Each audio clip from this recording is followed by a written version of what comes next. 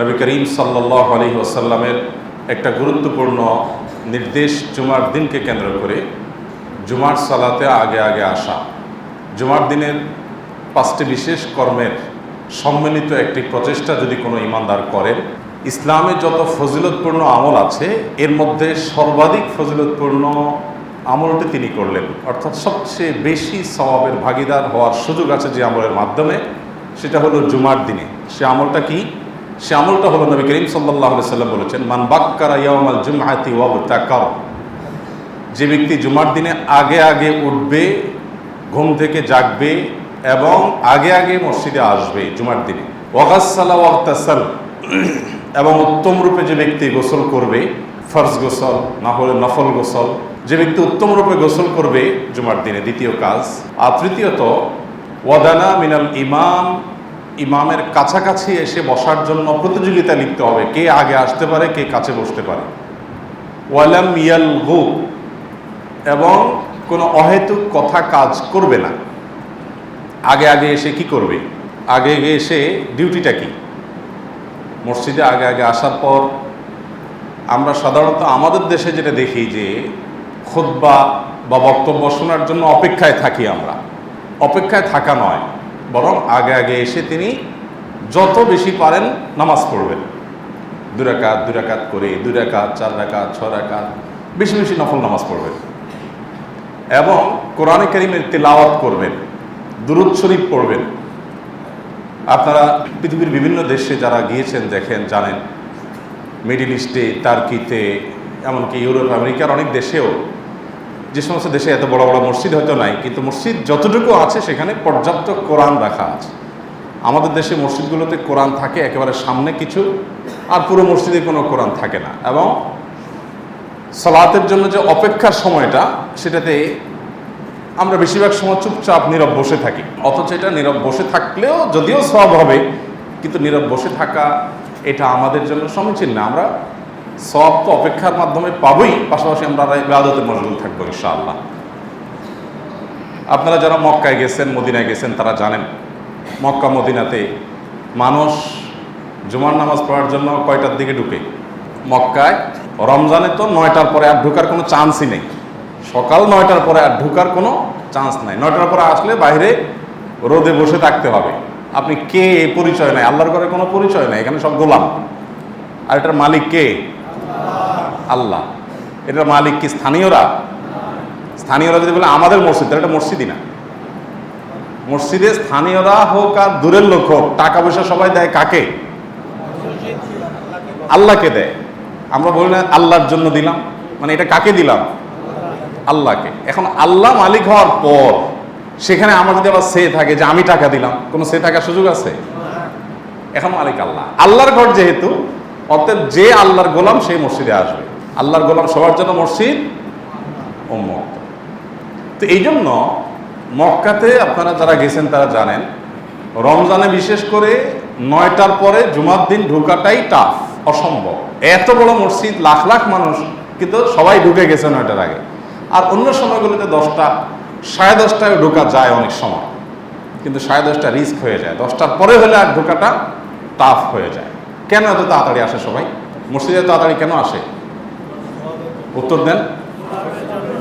আগে গেলে সওয়াব বেশি হয়। আগে গেলে আমাদের দেশে মসজিদে, বেশিরভাগ মসজিদগুলোতে মুসল্লিরা আসে হলো খুতবার আগ মুহূর্তে, ইমাম সাহেবের বক্তব্য শুরুর আগ মুহূর্তে।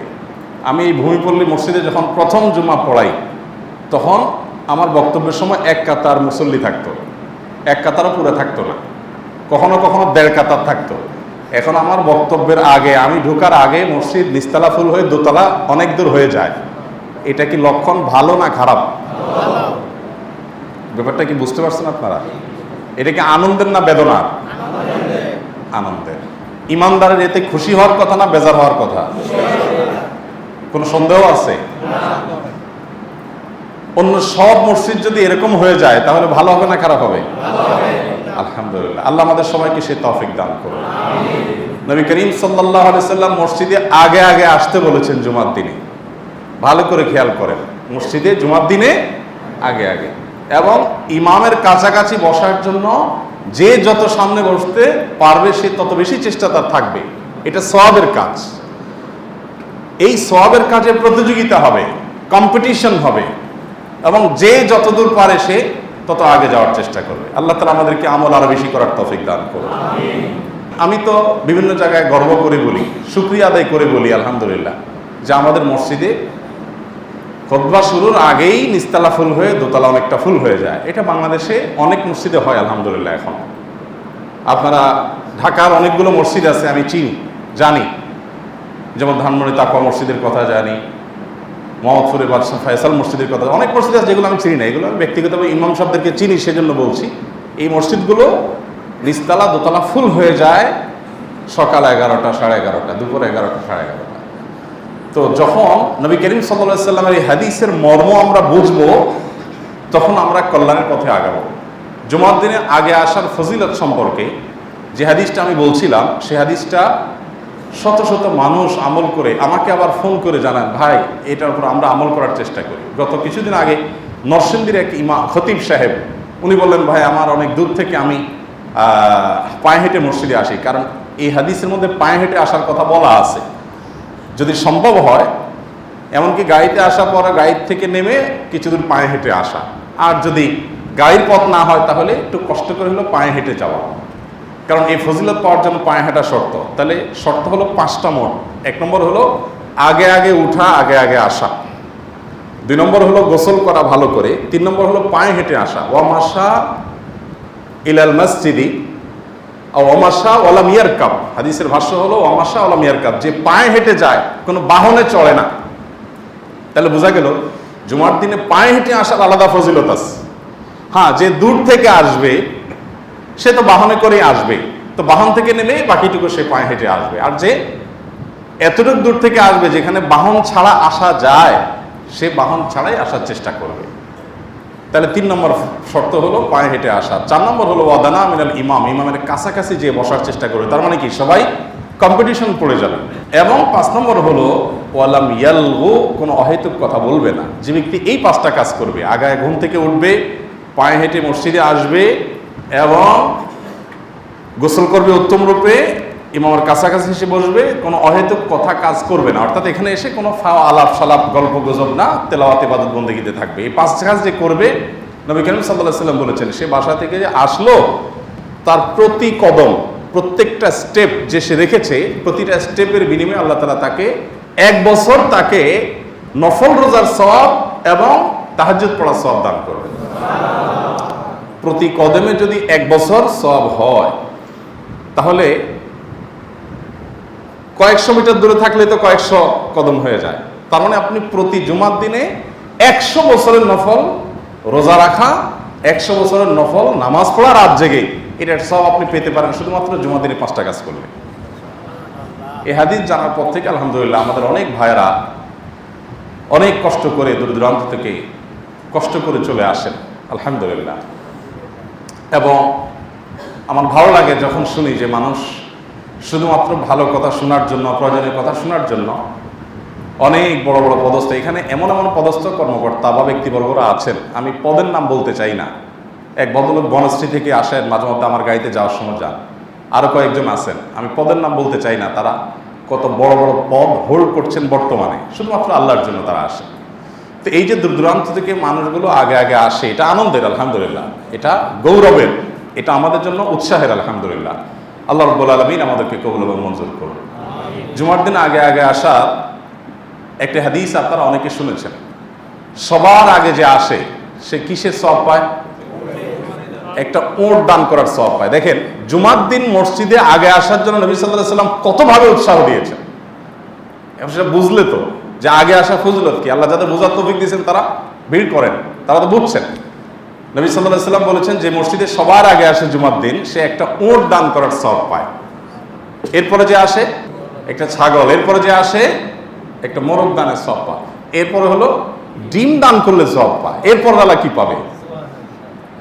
মানে আনুপাতিক হারে সওয়াবটা কমতে থাকে।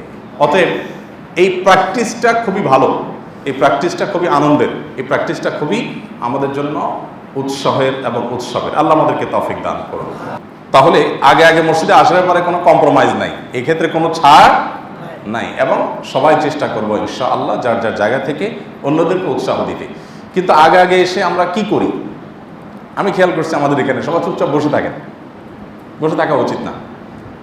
একটা পরামর্শ মসজিদ কর্তৃপক্ষ বিবেচনা করবেন, সেটা হলো যে দুই পাশে এবং যে পিলারের উপর চারপাশে ঝুলন্ত যে ইয়েগুলো রাখে না হারাম শরীফে কাঠের, খুব বেশি টাকা খরচ হবে না। কেউ উদ্যোগ নিলে কর্তৃপক্ষ যদি অ্যালাউ করেন, আমার প্রস্তাব শুধুমাত্র, তাহলে সেক্ষেত্রে এখানে কিছু কোরআন আমরা রেখে দিতে পারি, অনুদিত কোরআন, এমনি কোরআন, তাহলে মানুষ কাছে থাকলে পড়া হবে, যেহেতু নাই অনেকে পড়তে পারেন না। এটা একটা প্রস্তাব দেওয়া থাকলো, আপনারা যদি ভালো মনে করেন। আমার তো মনে হয় 2-5 হাজার টাকা হলেই সম্ভব, একটা পিলারে চারপাশে যে কাঠের ফ্রেমের মতো তৈরি করে শুধু কোরআনগুলো রাখা থাকলো, দেখতেও সুন্দর হবে, আবার কেউ মনে চাইলে নিতে পারবে। তাহলে দুই পাশে দুইটা আর দুই পিলারে দুইটা যদি আমরা কোরআন রেখে দেই, তাহলে সেক্ষেত্রে ইনশাল্লাহ আমাদের ভাইরা যারা আসেন তারা পড়তে পারেন।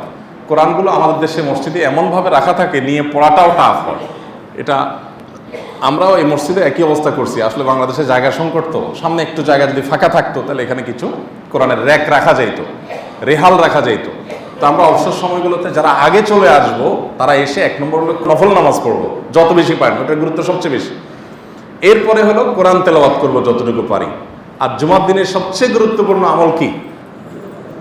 দরুদ পাঠ করা। এই দরুদ পাঠ করব আজকের দিনে, আমি বলার আগে সকাল থেকে এ পর্যন্ত জুমার দিন উপলক্ষে দরুদ পাঠ করছেন কারা? একটু হাত তোলেন। শুধু জুমার দিন উপলক্ষে মাশাআল্লাহ অনেক মানুষ পাওয়া গেছে এই মসজিদে, আলহামদুলিল্লাহ, আমিও করেছি। আমরা জুমার দিনের এই আমলগুলো আগে আগে এসে বেশি বেশি করে করার চেষ্টা করব। এখন আপনারা প্রশ্ন করতে পারেন, হুজুর সবার আগে আগে আসার ফজিলত তো শুনাইলেন, আপনি তো সবাই শেষে আসেন। কারণ প্রশ্ন কি কি মনে উকি দিতে পারে আমি তো আন্দাজ করি। পাবলিক ফিল্ডে কাজ করাই তো আমার কাজ, মিডিয়াতে কাজ করাই আমার কাজ। আমি তো বুঝি যে মনের ভিতরে প্রশ্ন উকি দিবে আপনাদের, ওইটার উত্তর নেন। ইমাম সাহেব, খতিব সাহেবের জন্য সবার শেষে আসা সুন্নাত। নবী করিম সাল্লাল্লাহু আলাইহি সাল্লাম যখন আসতেন তখন নামাজ শুরু হয়ে যেত। এটাই হলো ইমামের শান। বাংলাদেশে ইমাম তো হলো গোলাম। ইমামরা আমরা মনে করি কি গোলাম, অর্ডার দেব, চাকর চাকর একটা ট্রিট করব। আপনি যদি আপনার ইমামকে চাকর ট্রিট করেন, আপনারা অনেক মসজিদের সাথে জড়িত আছেন, অনেক মসজিদের সভাপতি সেক্রেটারি আছেন, অনেক দায়িত্বশীল ব্যক্তিরা আছেন, আপনাদেরকে বলছি, আপনি আপনার চাকরের পিছনে নামাজ পড়তে আপনার একটু বিবেকে বাধা উচিত না? আপনার লিডার বানাইছেন কাকে? আপনার চাকরকে। তো জিনিসটা আপনার সম্মানে বাধা উচিত না? আপনার লিডার বানাবেন তো আপনি যাকে নেতা মনে করতে চায়। হ্যাঁ, যদি মনে হয় যে না এটা আমার নেতার বুঝতে, এটা বাদ দিবেন। কিন্তু যাকে বানাবেন তাকে কি মনে করতে হবে? নেতা মনে করতে হবে। আমি একটা কথা প্রায় বলি, ইমাম নিয়োগ হলো প্রেসিডেন্ট নিয়োগের মতো পদ্ধতির দিক থেকে। কিভাবে? একজন প্রেসিডেন্টকে নিয়োগ করে কিন্তু সংসদ সদস্যরা, আমাদের দেশের আইন অনুযায়ী, ঠিক কি না বলেন? সংসদ সদস্যরা সবাই মিলে প্রেসিডেন্ট ভোটের মাধ্যমে নির্বাচন করে। তো প্রেসিডেন্ট নির্বাচন করার পর উনি যখন নির্বাচিত হয়ে যায়, দায়িত্ব পালন শুরু করে দেয় প্রেসিডেন্ট হিসাবে, তখন এবার সবাই ওনাকে কি বলতে হয়? মহামান্য বলতে হয়, সর্বোচ্চ সম্মান ওনাকে দিতে হয়। হ্যাঁ, আবার যদি মনে হয় যে না প্রেসিডেন্ট উল্টা পাল্টা, তাহলে সেক্ষেত্রে আবার কি করে? অনাস্থা আনে।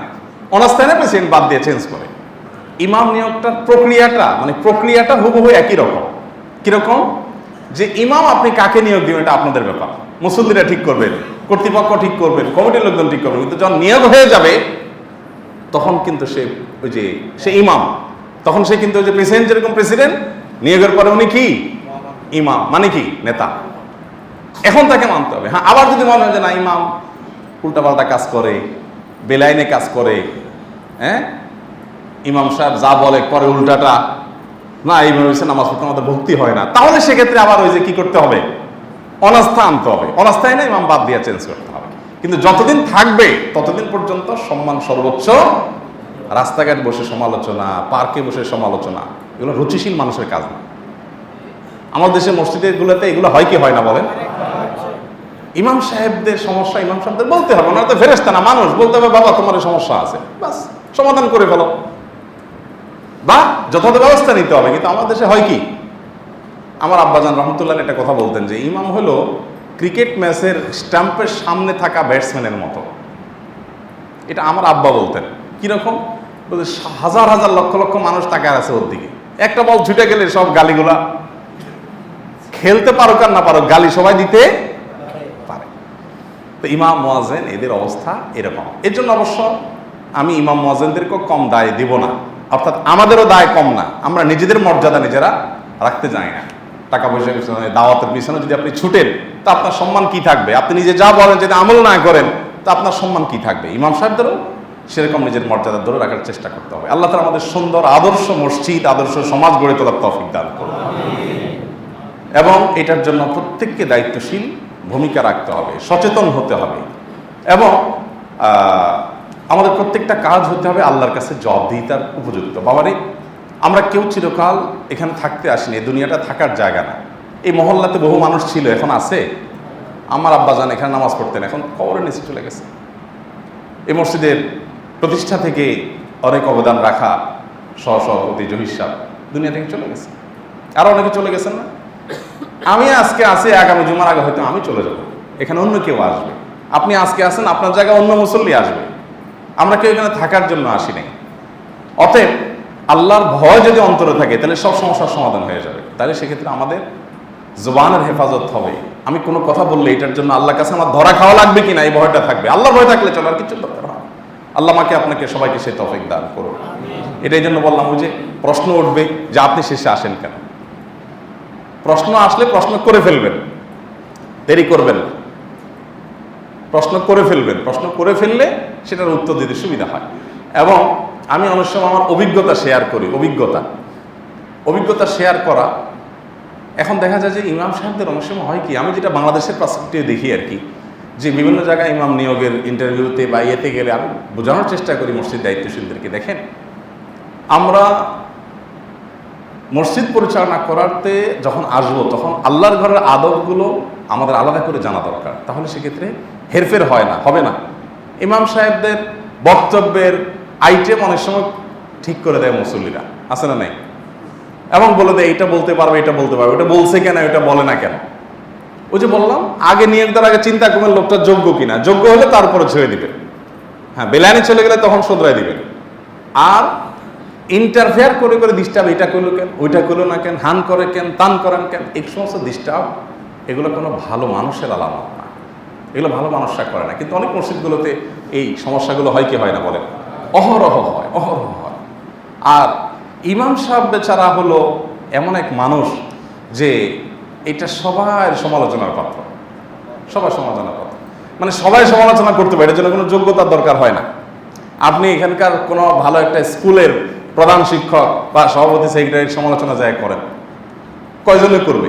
যারা এর সাথে সরাসরি ইনভলভ, একান্ত, তারা ছাড়া বাকি মানুষগুলো যেখানে সেখানে করে না। কিন্তু ইমাম সাহেব এমন একটা আইটেমটাই এমন যে এটা চা দোকান, রাস্তাঘাট, সব জায়গায় পার, সব জায়গায় বসে বসে বিশুদ্ধার এবং গীবত শিকায়াত করা যায়। ঠিক কিনা বলেন? আমার মনে পড়ে থাকতে একবার আমি যখন 2001 বা 2003 এই সময়টাতে আমি তখন মনে করি বাইতুল বালা মসজিদে জুমা পড়াই। তো আমার এক মুসল্লি বরিশাল বাড়ি ছিল, আমার সাথে খুব ক্লোজ ছিল বেচারা। আমাকে বলতেছে, হুজুর মনে কিছু করেন না, আপনার সব ভালো লাগে, আপনার হাঁটাটা আমার একদম অপছন্দ। আপনার নাইসে নাইসে হাঁটান কেন? ভারত তো নাই কেন আপনার হাঁটার মধ্যে? আপনি একজন খতিব মানুষ। তখন আমার দাড়ি অল্প অল্প গজাইছে। তো আমি পরে বললাম, আচ্ছা আপনি কি আমাকে বিয়ে করবেন? মানুষ মেয়ে দেখতে গেলে, বিয়ে করতে গেলে মেয়ের হাঁটা পছন্দ হয় না, এটা নিয়ে একটা যৌক্তিক দাবি তোলা যায় যে না, যার সাথে ঘর করবেন হাঁটাটাই ভালো লাগে না আমার, ভাই আমি বিয়ে করলাম না। আমি হলাম আপনার ইমাম, আপনি আমার কথা শুনবেন, আমার হাঁটা দিয়ে আপনি কি করবেন? ওনার নাম ছিল আবু বকর ভাই, আমার সাথে খুব ক্লোজ ছিলেন, সেজন্য ওইভাবে বলছি আর কি আমি, যে ভাই এটা কোনো কথা হলো? আপনারা কি দেখবেন সেটাও বুঝেন না। ডক্টর খন্দকার আব্দুল্লাহ জাহির রহমতুল্লাহ ইসলামী বিশ্ববিদ্যালয় কুষ্টিয়ার প্রফেসর, উনি বলেন যে কোনো একটা বেসরকারি টিভিতে উনি প্রোগ্রাম করতেন, ওই টিভির মালিক পক্ষ বা ঊর্ধ্বতন কর্তৃপক্ষ ওনাকে বললেন, স্যার আপনারা যারা আব্দুল্লাহ জাহাঙ্গীর সাহেবকে দেখছেন আপনারা জানেন ভিডিওতে, উনি খুব সাদামাটা চলতেন, খুব সাধারণ চলাফেরা থাকতো, একটা সুতির পাঞ্জাবি ভাঁজ হয়ে থাকতো, টুপি কোনো রকম একটা থাকতো, জালি টুপি, মানে খুব সাদামাটা মানুষ ছিলেন, সহজ সরল মানুষ ছিলেন। এমনকি ওই ঝিনাইদহ অঞ্চলের আঞ্চলিক ভাষায় কথা বলতেন, মানে বাংলা শুদ্ধ ভাষা বলার চেষ্টাও করতেন না। প্রফেসরগিরি ওইটা দিয়ে করতেন, টিভিতে প্রোগ্রাম ওইটা দিয়ে করতেন, পাবলিক প্রোগ্রাম ওইটা দিয়ে করতেন। এবং ওনার মৃত্যুর পর ইসলামী বিশ্ববিদ্যালয়ের কুষ্টিয়ার একজন প্রফেসর, একটা প্রোগ্রামে আমিও ছিলাম, উনি একটা কথা বলছেন, আমার খুব ভালো লাগলো, খুব ভালো লাগলো। উনি বললেন যে এই ক্ষেত্রে এই মানুষটা আমাদের আদর্শ, এই ক্ষেত্রে, সব ক্ষেত্রে না, এই ক্ষেত্রে আমাদের আদর্শ। কোন ক্ষেত্রে? বলেন যে উনি প্রফেসরি করতেন যে ড্রেসে, ওয়াজ মাহফিল করতেন একই ড্রেসে, জুমা পড়াইতেন একই ড্রেসে, দাওয়াত খেতে যেতেন একই ড্রেসে। আমরা যারা ইউনিভার্সিটিতে পড়াই, উনি ওনার কথা বলছিলেন, আমরা অনেকে আছে ক্লাসে গেলে আমরা কোট প্যান্ট পরে আমরা প্রফেসর সাজি, ওয়াজ মাহফিলে যাওয়ার সময় রুমাল টুমাল লাগাই আবার হুজুর সাজি। তো আমাদের নানান রূপ আছে, এক এক জায়গায় এক একটা দেখাই, জাহির করি। একজন ভেতর থেকে সৎ থাকা মানুষ সব জায়গায় একরকম থাকার চেষ্টা করেন। যাই হোক, এটা স্যারের মধ্যে ছিল, উনি সাদামাটা ছিলেন, সহজ পোশাক পরতেন, আপনারা জানেন। তো আমাকে উনি বলছিলেন, বলেন যে আমাকে ওই টেলিভিশন কর্তৃপক্ষ বললেন যে আপনি একটা পাবলিক বিশ্ববিদ্যালয়ের ফুল প্রফেসর। সহজ কথা না। একটা জেলাতে যখন কোনো প্রোগ্রাম হয় তখন ডিসিএসপির পরের জায়গাটা দিতে হয় আপনার বিশ্ববিদ্যালয়ের শিক্ষককে। এত বড় মর্যাদা, এই প্রটোকল আপনার প্রাপ্য। আপনি একটা টিভি প্রোগ্রাম করেন, কি কাপড় চোপড় আপনার দেখা যায় ভাঁজ হয়ে থাকে, সুন্দর কোনো পোশাক না, টাইট না, ফিট না, একটা কোট পরতে পারেন, একটা কোটি পরতে পারেন। তো এটা কেমন কথা? উনি দুবাইতে যখন পিস টিভির প্রোগ্রামে গেছেন, আমার কোটি উনি ধার করে রেকর্ডে যাইতেন। স্যারের অনেক প্রোগ্রাম আছে, কালো একটা কুচকুচে কালো কোটি পরে আপনারা দেখছেন, ওটা আমার। উনি বলতেন যে ভাই আমি তো দেশ থেকে একটা কোটি নিয়ে আসছি, এখন এরা বলে না 1 কোটি দিয়ে চলবে না, একটু চেঞ্জ করতে হবে। আমি তো এইসব এই চেঞ্জ করা, স্টাইল পরিবর্তন করা, এগুলো তো আমি জানি না বাবা। তা আপনার কোটিটা আমারও দেন, আমারটা আপনি নেন, তাহলে আপনারও চেঞ্জ হয়ে গেল, আমারও চেঞ্জ হয়ে গেল। মানে কত সাদামাটা ছিল মানুষ। এবং সাহাবীদের বৈশিষ্ট্য এটা, কানো আকাল্লুহুম তাকাল্লুফা। নবী সাল্লাল্লাহু আলাইহি ওয়াসাল্লাম বলেছেন সাহাবীরা ছিলেন তাকাল্লুফের সবচেয়ে কম। তাকাল্লুফ মানে কি? মানে কীর্তিমতা। কীর্তিমতা তাদের মধ্যে একেবারে কম ছিল, মানে ছিল না বললেই চলে, কোনো কীর্তিমতা নাই। আমরা এখন কতটা কৃত্রিম জানেন? একটা ছোট এক্সাম্পল দিই। বাসায় মেহমান আসবে আপনার, কয় আইটেম হয়? 4-5টার নিচে কোনো গরিব মানুষও মেহমানদারি করে না, তাই না? 4-5টা তো মিনিমাম। আলহামদুলিল্লাহ, এটা আমাদের ভালো গুণ যে আমরা অতিথি পরায়ণ। এই অঞ্চলের মানুষ, ভারতবর্ষের মানুষ অতিথি পরায়ণ। পৃথিবীর অনেক দেশের মানুষ ভারতবর্ষের মানুষের কাছ থেকে খাওয়ান শিখছে, সিদ্ধ করে করে খাইতো, এই যে মশলার গ্রান নেওয়া, এগুলো শিখছে আমাদের ভারতবর্ষ থেকে। আমরা না মনে করি ওরা উন্নত, ওরা অনেক কিছু আমাদের থেকে নিচে দাঁড় করছে, এখনো পর্যন্ত অনেক কিছু এখান থেকে শিখে, এই অঞ্চলের মানুষ থেকে। এর ভিতরে একটা ভালো গুণ হলো আতিথেয়তা। আতিথেয়তা ভালো গুণ, কিন্তু আপনার সাধারণত বাসা বাড়িতে কি হয়? মেহমান দাওয়াত দেওয়ার পর ইলিশ মাছ লাগবে, ডিমের কোরমা লাগবে, খাসি লাগবে, গরু লাগবে, মুরগি লাগবে। আইটেমে আগে একরকম ছিল। আগে আমরা দেখতাম যে মেহমানদারি মুরগি দিয়ে, আমাদের ছোটবেলায় কথা বলতেছি, মুরগি না হলে মেহমানদারি হতো না, তাই না? এটা তখন মুরগির দাম ছিল অনেক বেশি। গরু ছাগল এগুলোর দাম যখন মুরগির চেয়ে বেশি হয়ে গেল, তখন মেহমানদারি হয়ে গেল গরুতে, যে গরু না খাওয়াইলে মেহমানদারি, মুরগি দিলে এটা অপমান হয়। আর যখন খাসির দাম বেশি হয়ে গেল, তখন হয়ে গেল না, গরু দিলে হয় না, খাসি দিতে হয়। যাই হোক, তো ধুমসে আপনি 3-4 পদ দিয়ে খাওয়াইলেন, অনেক কষ্ট করলেন, আপনার মিসেস রান্না বাড়াই করলেন, আপনি বাজার সদাই করলেন। মেহমান যাওয়ার পরের পর আপনি যদি বলেন, বিরক্ত হয়ে যদি বলেন, কদিন পরে পরে মেহমান, পাগল হয়ে গেলাম, রানতে রানতে অস্থির হয়ে গেলাম, এগুলো হয় কি হয় না বলেন? মেহমানের সামনে একরকম, আরে আপনি আসছেন, কিছুই তো করতে পারলাম না, আমার তো আরো উচিত ছিল কিছু করার, সময় পাই নাই, সময় পাইলে আমি উল্টে ফেলাইতাম। আর যখন মেহমান চলে যায়, সবাই যার যার সাথে মিলান। এই চরিত্রটা আমাদের মধ্যে, সবার মধ্যে না থাকে, অনেকের মধ্যে কম বেশি আছে কিনা। উফ, আর পারি না, মহিলা ক্লান্ত হয়ে গেছে, পুরুষটা বেচারা বাজার করতে করতে ইয়া হয়ে গেছে, রানতে রানতে শেষ। তাহলে আমাদের চরিত্রটা সামনে একরকম, পেছনে। সাহাবীরা এরকম ছিলেন না। বাবা আমার যা আছে তা দিয়ে মেহমানদারি, কোনো দানাই ফানাই নেই, আমার ফ্রিজে এই আছে এই দিলাম, আমার লোন করে তোমাকে খাওয়াই নাই আমি, আলহামদুলিল্লাহ এটুকু আমি মন থেকে খাওয়াইছি, আমার কোনো দুঃখ নাই মনের মধ্যে। এটাই হলো সুন্নাত, এটাই হলো সুন্নাত। তো স্যার রহমতুল্লাহ এরকম সাদামাটা ছিলেন। তো ওনাকে বললেন, ওই টিভি কর্তৃপক্ষ বললেন যে বাবা আপনি প্রফেসর মানুষ, পাবলিক বিশ্ববিদ্যালয়ের, আপনার এই জামা মানায় না, একটু সাইজে গুজে আসবেন টেলিভিশন প্রোগ্রাম।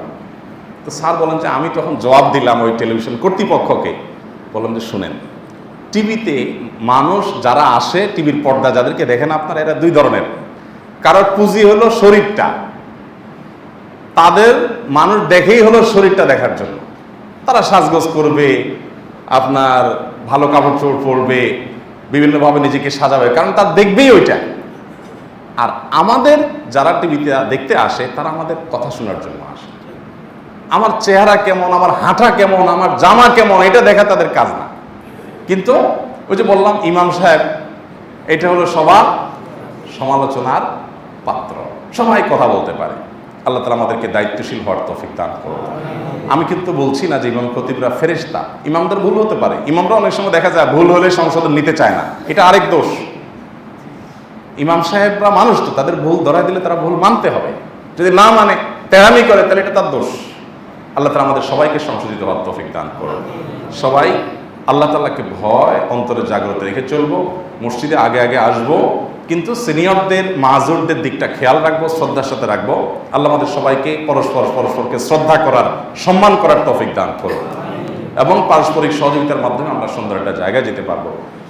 আর সেই সাথে যে গরম চলছে বাংলাদেশে, এটা একটা ভয়াবহ ইঙ্গিত বহন করছে ভাই। এই যে আবহাওয়ার পরিবর্তন, এই বছর যে গরম আপনারা আঁচ করছেন, আপনাদের স্মরণ পড়ে গত 2-10 বছর এরকম গরমের কথা? আমার তো মনে হয় না। বিশেষ করে গত রাতে আজকে যেই গরমের মুখোমুখি আমরা হয়েছি, গতকাল না পরশু দিনে হিট স্ট্রোকে একটা বাচ্চা মারাও গেছে স্কুলে খেলতে গিয়ে। তো গরমের যে ভয়াবহ অবস্থা, আমাদের দেশে তো মানুষের এত অ্যাবিলিটি নাই, এত বিদ্যুৎ আমাদের নাই, এত এসি আমাদের নাই, এত ফ্যান আমাদের নাই। আল্লাহর কাছে আমাদের পানা চাওয়া উচিত। এটা যেভাবে বাড়তেছে তাতে মনে হচ্ছে যে মরুভূমির দেশগুলোকে ফেল করে চলে যাবে এবং আমাদের দেশে যে আর্দ্রতা আছে গরমের সাথে, এটা অসহনীয় পর্যায়ে চলে যাবে। এবং এটা যে কতবার আমরা একসময় শীত নিয়ে চিন্তা করতাম, শীতে মানুষ মারা যায়, এখন বাংলাদেশে নতুন করে আমাদেরকে ভাবতে হবে গরমে মানুষ মারা যায় কিনা। অতএব আল্লাহর কাছে আসুন আমরা গণ ইস্তেগফার করি, প্রত্যেকে যার যার জায়গা থেকে দোয়া করি, আল্লাহ আমাদের দেশের প্রতি আপনি রহম করেন, কোনো আযাব আমাদেরকে দিয়েন না। দোয়া করবো তো ইনশাআল্লাহ। সেই সাথে গরম উপলক্ষে আমাদের আশেপাশে থাকা মানুষ, প্রাণী, যাদেরকে পানি পান করাবেন, নবী সাল্লাল্লাহু আলাইহি সাল্লাম বলেছেন যে সবচেয়ে উত্তম সাদাকা হলো, যে সাদাকা আল্লাহ সবচেয়ে খুশি হন, সেটা হলো পানি পান করানো। এই পানি পান করানোর জন্য কোনো অ্যারেঞ্জমেন্ট থাকতে পারে মসজিদে, পাবলিক প্লেসে, বিভিন্ন জায়গাতে। গুলশানে এক বাসার সামনের একটা দৃশ্য মিডিয়ার মারফত দেখলাম যে কোনো এক আল্লাহর বান্দা বাসার সামনে একটা পাত্র রেখে ওইটা লিখে দিয়েছেন যে এটা পশু পাখিদের পান করার জন্য লিখে দিয়েছেন। এই জন্য পশু পাখিরা তার পড়ালেখা জানে না, যাতে কোনো মানুষ ফেলে না দেয় যে এটা রাখছে কেন, এই জন্য লিখে দিছে যে এটা পশু পাখিরা পান করার জন্য। সামান্য কাজ, এটার জন্য টাকা খরচ হয় নাই, কিন্তু পুরান কিছুতে একটু পানি রেখে দিছে, কয়েকদিন পর দিচ্ছে এবং সেখানে পশু পাখি, কুকুর, বিড়াল এসে পানি পান করছে, তারা সব পাচ্ছে। আমাদের তো ফ্যান আছে, এসি আছে, তাদের কি আছে, কত কষ্ট হচ্ছে। অতএব আমাদের গণ ইস্তেগফার দরকার এই ভয়াবহ গরমের দাও থেকে বাঁচার জন্য। আমরা জানি বৈশ্বিক যে সংকট চলছে, আপনার আমদানি নির্ভরতা যদি না কমানো যায়, দুর্ভিক্ষ কোনোভাবে এড়ানো সম্ভব নাও হতে পারে। সেখানে আমদানি নির্ভরতা যদি কমাতে হয়, তাহলে সেক্ষেত্রে নিজেদের দেশে উৎপাদন বাড়াতে হবে। উৎপাদন করতে কি হবে? যে গরম হচ্ছে, এভাবে যদি গরম হতে থাকে, এভাবে যদি অনাবৃষ্টি হতে থাকে, তাহলে উৎপাদন করতে কি হবে? এই জন্য ভাই সবাই আমরা একটু আল্লাহর কাছে ইস্তেগফার করি, সবাই গণ ইস্তেগফার এই ভয়াবহ পরিস্থিতিকে আমাদেরকে রক্ষা করতে পারে। কোনো প্রেডিকশন কাজে আসবে না, শুধুমাত্র আল্লাহর কাছে আমাদেরকে রুজু হতে হবে, শরণাপন্ন হতে হবে। আল্লাহ আমাদের সবাইকে তৌফিক দান করুন। জাযাকুমুল্লাহু খাইরা ওয়া আখিরু দাওয়ানা আলহামদুলিল্লাহি রাব্বিল আলামিন।